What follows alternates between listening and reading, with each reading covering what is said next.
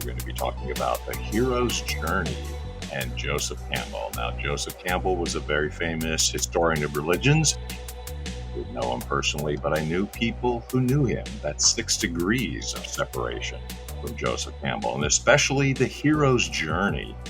I've talked about this in general, but I'm also going to break it down into the steps of the hero's journey, and that's what I'm going to be covering, or at least one, in the beginning step of the hero's journey. So welcome to exploring this 12 stages of the hero's journey, where I explore each of the 12 stages and how your screenplay, your story, your book, your memoir, your novel could benefit from them. I'm going to trace down the origins of the hero's journey, tracing it back to Joseph Campbell's original 17-stage monomyth that was inspired by the studies on how the journey of the archetypal hero is shared by mythologies found in different cultures and countries throughout the course of world history. So when people ask me, hey, Doctor of Digital, do you understand my culture? Yes, because Joseph Campbell did all the work. It's the hero's journey breakdown all across the world, all religions, all cultures, everywhere. Joseph Campbell's 17-stage monomyth was conceptualized over the course of Campbell's own text, The Hero with 1,000 Faces, and then later in the 1980s through 2 documentaries, one which introduced the term, the hero's journey. And this was picked up by Christopher Vogler, who was a Hollywood development executive and screenwriter working for Disney. And what he did was to take Campbell's structure and broke down the mythical story structure into 12 stages. I'm going to define the stages in a simplified interpretation. I've done this last time, but if you're just joining us, you can do good work with each one of these stages individually. For this particular episode, number 1, the ordinary world. We see the hero's normal life at the start of the story before the adventure begins. Stage 1, the ordinary world. The first stage, the ordinary world, happens to be one of the most essential elements of any story, even ones that don't follow the 12-stage structure to a T. Here I'm going to offer 3 reasons why writers need to show protagonists in their ordinary world. Number 1, to set up how the conflict disrupts the character's ordinary life.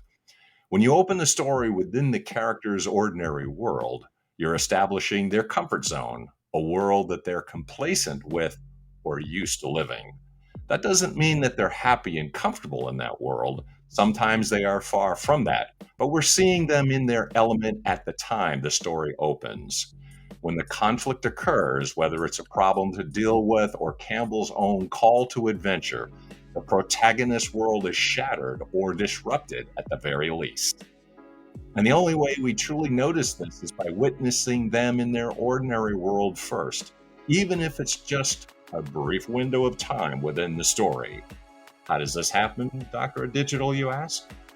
Well, think about some other productions. Luke Skywalker living on a moisture farm. Sarah Connor working as a waitress. Neo living as Thomas Anderson, a computer programmer and hacker within the Matrix.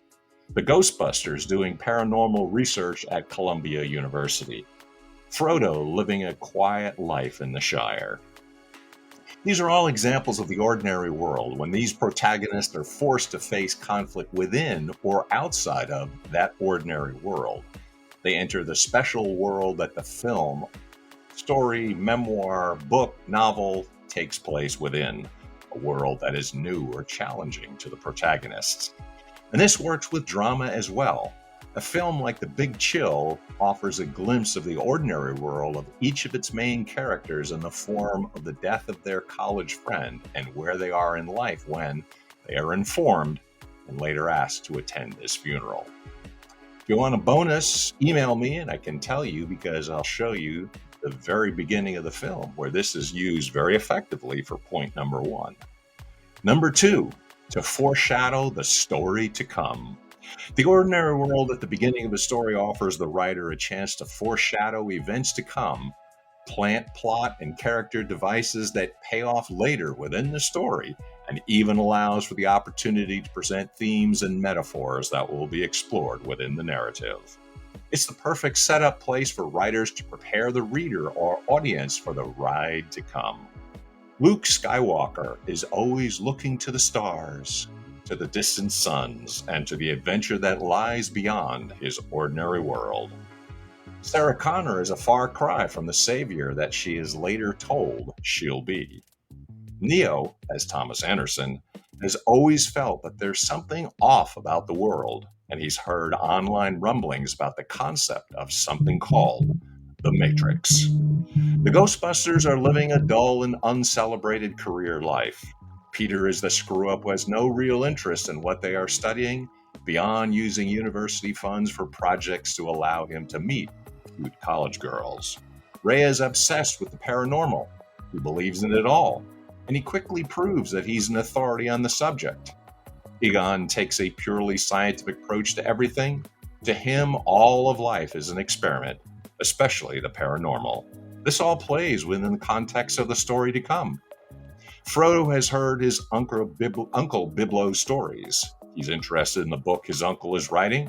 Little does he know he's the one who will finish that book for him in the end.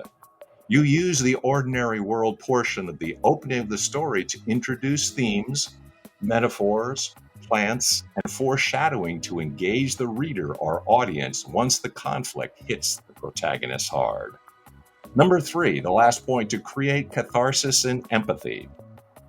Today's cinematic interpretation of catharsis can be translated as the feeling we feel after the resolution of the story and the protagonist's overall journey.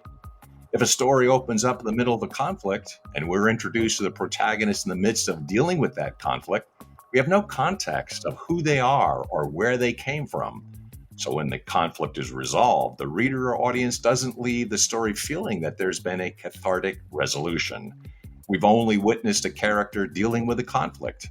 It may be entertaining to watch them do that in some genres, but the best stories are those that offer a truly cathartic experience. And part of that is feeling empathy for the protagonist. Showing them in their ordinary world allows the reader or audience to do one of the following: sympathize with the protagonist, empathize with the protagonist. You can make people sympathize with your characters. People see their situation and they feel compassion, sorrow, or pity for the protagonist without necessarily identifying with the situation they are in. Writers can also use the ordinary world to offer ways that the average reader or audience member can identify with their character. Maybe they hate their job. Maybe they like their job but feel that something is missing in life. People identify with those things. Whether it's outright sympathy for the protagonist or the preferred deeper level of empathy, those elements set up the catharsis that you want readers and audiences to feel when the story is concluded. Now, have you contacted me? Email me, get a hold of me, and I will give you a bonus story, the article, the single most important element of a successful screenplay. Showing their protagonist within the ordinary world at the beginning of your story offers you the ability to showcase how much the core conflict they face rocks their world, and it allows you to foreshadow and create the necessary elements of empathy and catharsis that your story needs.